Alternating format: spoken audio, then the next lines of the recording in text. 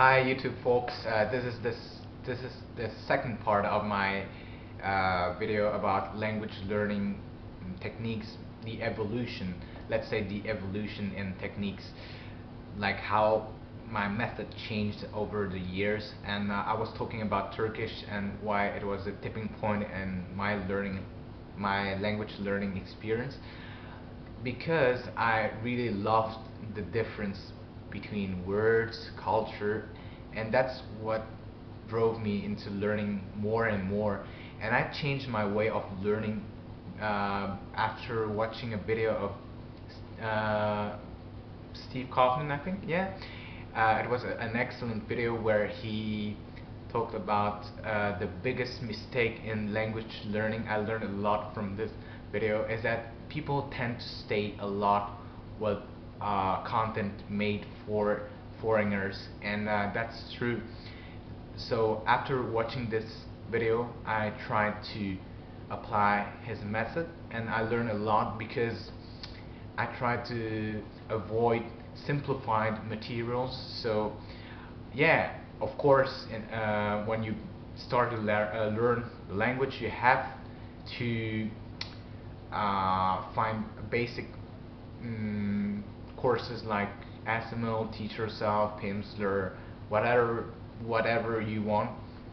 But the thing is that you have to accumulate vocabulary, expressions, and also mm, build a feeling for the language. After maybe 1 year, if you are familiar with the language, 1 year, I don't know, it depends on the language. Like if you're learning a very different language like Arabic, Turkish, or let's say Chinese, Thai, Vietnamese, or very exotic language, it takes time. But let's say 1 year to 1.5 year, and this actually you have to accumulate a lot of words, like maybe 2,000 to 3,000 words. It's okay to have a basic conversation, and then I think there is a certain point at which you have to change your method of learning and not stay in those courses designed for foreigners, and just dive into real content. This is very important. That's what changed my whole method of learning. And I learned Turkish, and then when I went to Turkey, I was in the plane, and there was a magazine about what? Turkish Airlines. They say Türk Hava Yolları, and about the company, about I don't know, festivals in Istanbul and other stuff. And then um, the good the good thing is, yeah, they had a bilingual version of the magazine, one side English, one side Turkish, so I could learn a lot from it. And it was not simplified for foreigners, so I could learn a lot through reading in magazines, Turkish magazines. And yeah, reading is a very important part of language learning, and listening also, but mainly reading for vocabulary expansion. Like people always ask, how do I accumulate vocabulary? Vocabulary comes and it goes, it comes and it goes. I think it depends on the subject that you choose. You have to read about very a wide variety of topics. Like maybe you can read about, I don't know, economic stuff, and then social, and then I don't know, inventions, technology, religion, very varied topics. Yeah, varied topics, and I learned through those things. And for instance, in the magazine, I read about who? How is he called? Erdogan. Erdogan, who went to Somalia, and I read about how how is the breakfast, and Van is eastern part of Turkey, and yeah, it's in the eastern part of Turkey, and also other cultural stuff. I love cultural stuff, to know about the mentality of people, how do they think, why do they do things like that. And eventually I started to read stuff designed for Turkish people, and I bought a lot of newspaper. I applied a new technique, which is reading a lot of newspaper. Why do I read newspaper? Because it has a huge advantage. It has very varied vocabulary, because the topics that are covered are very diverse. If they they talk about um, they talk about everything, a car accident, and then they talk about cinema, and then vocabulary is very, you cannot catch vocabulary. And maybe sometimes I read an article and I have 30 words I don't know. I just underline the words and I look up every single word, and I just read once, twice, or 3 times today, and my brain start to just get used to the vocabulary. And maybe tomorrow I read it once, 3 days after I read it once, and I just keep reading. Reading is very important. And then what I will typically do is try to use those new words with native speakers. If they ask me, for instance, what have you done, I don't know, this weekend, I would say, oh, I read about that in the newspapers, and he would say, oh, what about that, and you can use words you just learn in the newspaper. And then I think it's important to read books after. I did not read I did not read lots and lots of books in foreign languages.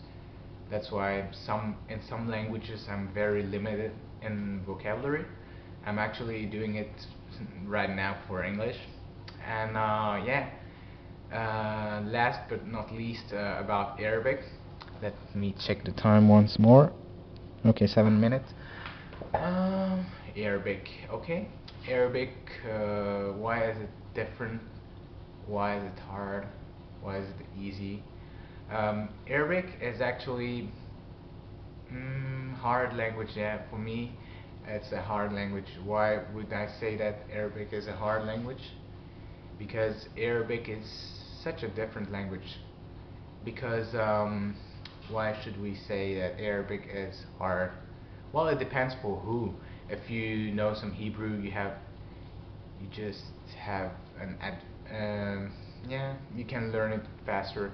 But if, let's say, you know Chinese, or you know French or English or Spanish, it's not gonna help a lot for Arabic.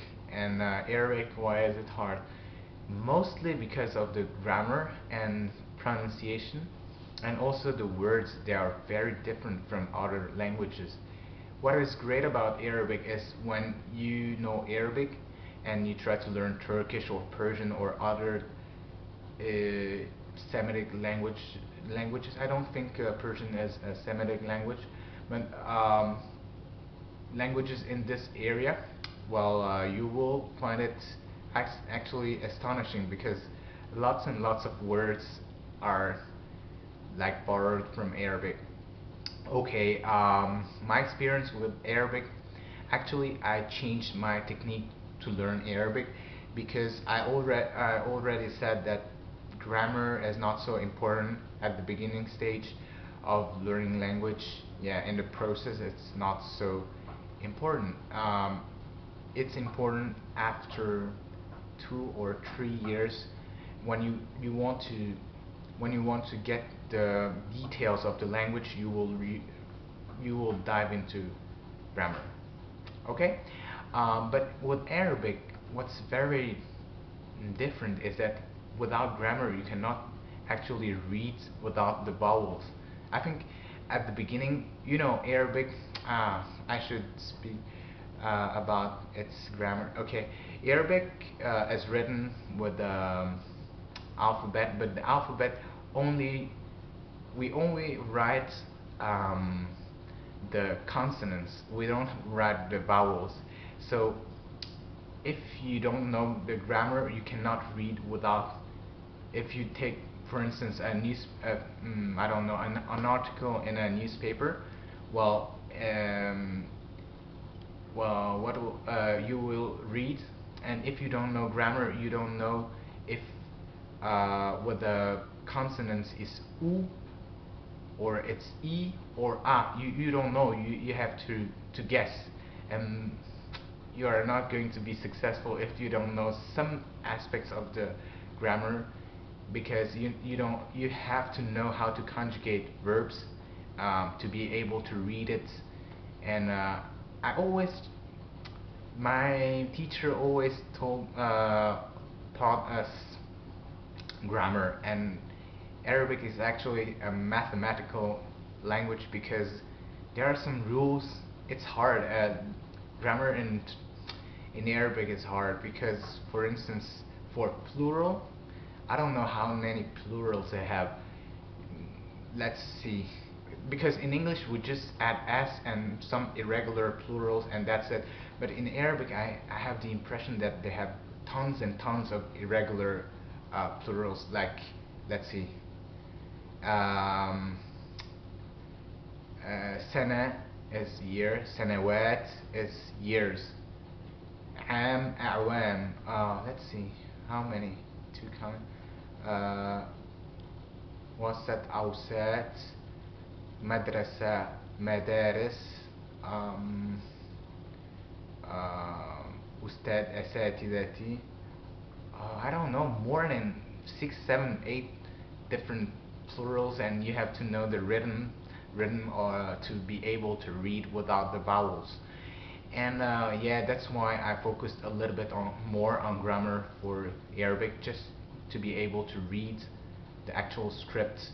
Because even if you learn the letters, you cannot read without the vowels, because it's like if I write in English but I don't put the vowels and you have to guess the vowels. It's kind of the same stuff. And yeah, Arabic, how did I learn Arabic? I started with SML and I don't think it's a good idea. And then I switched to newspaper. I think reading newspaper is good, but the problem with Arabic is that sometimes when the verb is conjugated, I don't know the infinitive verb, and I cannot look it up, and I have to use Google Translate to get the meaning, and sometimes it does not translate very accurately. Then it's a problem. And yeah, learning Arabic is very different from learning other Indo-European languages or Japanese or Turkish, I have to admit, because each country has its dialect, but educated people can speak Fusha, which is a language they use in media. Okay, and when they write official stuff, it's always in Fusha. And then which aspects of Arabic are difficult? Like grammar is difficult. They have like personal pronouns, maybe 15 personal pronouns. For instance, in English we just have I, you, he, she, you, we, and they. And in Arabic you have ana, anta, anti, huwa, hiya, nahnu, antuma, antuma. You have 15. You have 15, and if you learn Arabic, you will discover why you have 15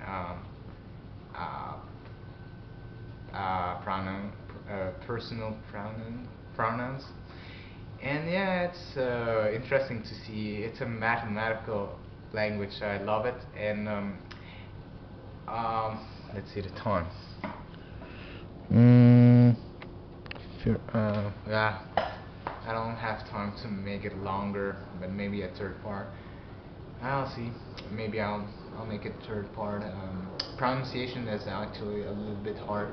You discover sounds that you could not do beforehand, like al-ain, qaf, and others sounds. So I had to listen a lot, listen and listen, and try to practice with native speakers from Morocco or Lebanon or other countries.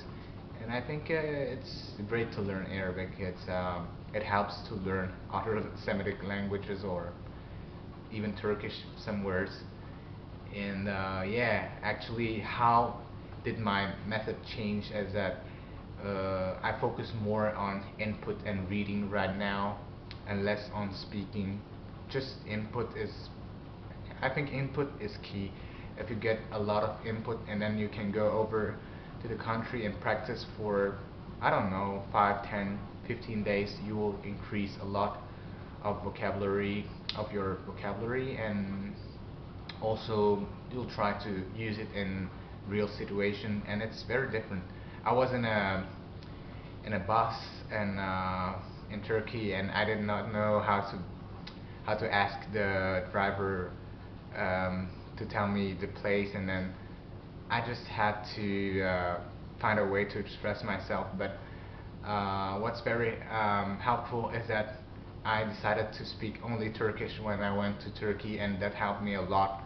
I was avoiding any foreign language, like any English, no English. I just spoke Turkish from day one to day, I don't know, from day one to the last day. I just spoke Turkish, no, no English, and that helped me a lot because I had great conversation. Maybe I spoke for 3 hours with native speakers because they are very helpful, and they just sit there and talk to you for hours. So I think it's great to experience it and go abroad. I haven't been in many countries to actually practice my languages.